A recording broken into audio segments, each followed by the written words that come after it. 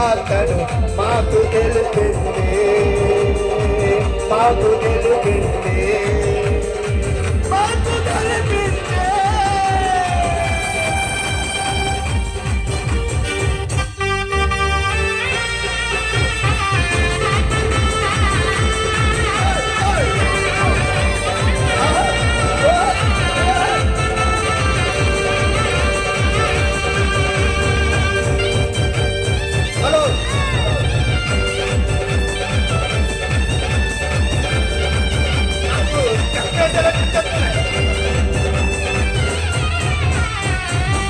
దేవునికి స్తోత్రం కలుగును గాక.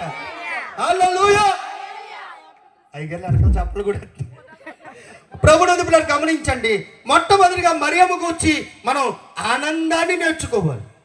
యోసేపును గూర్చి మనం నేర్చుకోవాల్సింది, అమ్మా విడిచిపెట్టకూడదు, విడిచిపెట్టవలసిన వాటిని విడిచిపెట్టు, విడిచిపెట్టకూడని దానిని విడిచిపెట్టద్దు. ఏం విడిచిపెట్టొద్దు చెప్పండి? విశ్వాసాన్ని విడిచిపెట్టొద్దు, సంఘాన్ని విడిచిపెట్టొద్దు, ప్రేమను విడిచిపెట్టద్దు. కంటిన్యూ చేయి.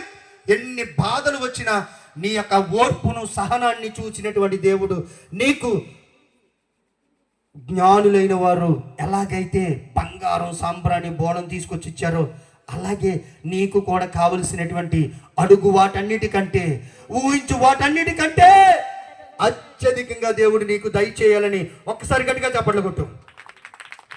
అత్యధికంగా కావాలంటే